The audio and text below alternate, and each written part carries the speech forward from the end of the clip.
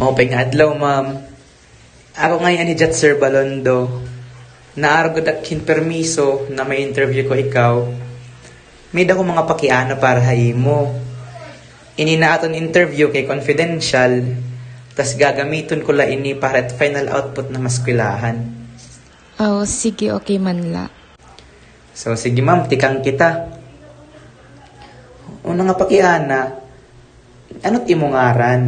Tas short background mo as a person. Okay, so ako Hihay na Balondo, 24 years old, usa nga residente habong tuhin Haro Leyte. Sige.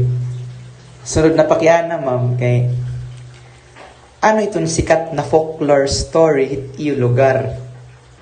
Damogad it makukonsider nga folklore haamon lugar, pero it pinakasikat nga folklore didi kay it gintatawag nga tambalan.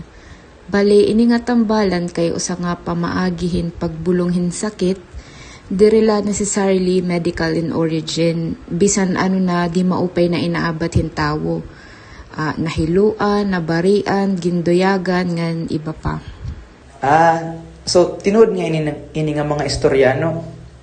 Oo, in a way, mayayakan ko nga tinuod ini nga mga storya. Sige ma'am, padayon kita sunod na pakiana. Ano itong origin hini na story? Pwede ba ni mo maistoryaha ako nito yung mga nababaro ang hini na story? Bale, gintutuuhan nga ini nga panambal kay ginpapasa haira tikang pahan ira mga ninuno. Nagamit inihin mga raw ingredients, sugadhin asin, bunay, asyete, ngan dahon ngan ugathin tanom, anting-anting ngan iba pa. Personally, natod ako hininga paniniwala kay natabuin hiya mismo akon mama. Tigdala hiya nagkasakit a few days katapos pag-ulit ikang nga family outing. Tas damo na nga ospital ang ginkadtuan ha iya pero diri laghap na uupay.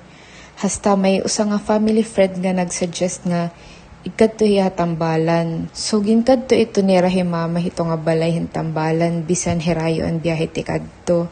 Tas pag-abot ni rahan portahan balay may usa nga tawo nga tumawag han nagtatambal nga adinan im ginuhulat, which is shocking kay paano nabarad to na tambalan na ti kadto mama hadto na adlaw, diba? So, asya na adto, ginti ka nga na dayon pagtambal himama gamit hinbunay nga ginpapatok daw ha plato, tas may iba pa nga ritual nga ginhimo. Hasta nakita na habunay ang itsuran inkanto nga nasabod ni mama. Asya na, katapos adto, ginyak nan mama nga maghatag hin offering didto balik han lugar, tas umaruhin pasaylo. Naupay naman hiya pagkatapos adto. Balitaw gad, maski ako na ipausa ako han part nga nayakan dinan im hinuhulat. So, maaram gud ngayon talaga hira na ti arabot ka mo ano? Oo gad, maaram gad adto hira kay otherwise, kay ano man hiramaya kan hadto. Sige ma'am, sunod na pakiana. Ano it mga characters hinidin hinga story? So, upod din hinga mga character ha storya kay himama an iya pamilya nga umupod ha iya, an family friend nga nagsuggest mo makadto ha tambalan, inkanto nga nasabod hadto nga family outing, ngan an nagtatambal nga tawo. Sige. Padayon kita halas na pakiana.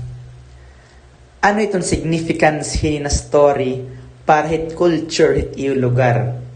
It mayayakan ko nga significance hini nga folklore labi na nga hini nga tambalan kay nakakabulig hiya magpaupayhin mga may sakit, labi na iton mga dirigod na ka-afford magpa-hospital. Didto hira ha mga tambalan napakadto kay asya it era na akos.